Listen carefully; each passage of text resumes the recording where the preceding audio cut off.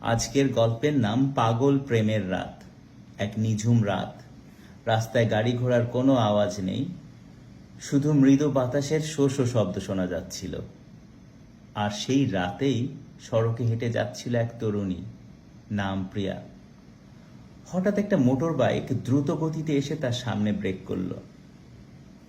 প্রিয়া চমকে উঠল।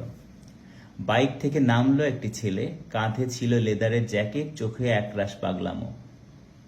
ছেলেটি প্রথমেই বলল, তুমি কি জানো আমি তোমাকে এই রাস্তায় কেন খুঁজে পেয়েছি?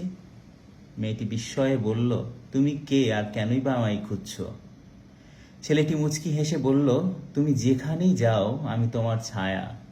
আমি আজ এখানে এসেছি শুধু তোমারই জন্য।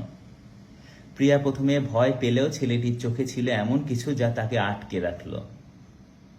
তারা রাস্তায় হাঁটতে শুরু করলো। ছেলেটি তার জীবন নিয়ে কিছু বলতে গিয়েই প্রথমে যা বলল তা ছিল, আমি পাগলামো করি, আমি বারবার ব্যর্থ হই, তারপরও আমি একটি আশা করে থাকি যে আমি তোমার সঙ্গে প্রেমে পড়ব এবং বাঁচার মতো একটা গল্প বানাতে চাই।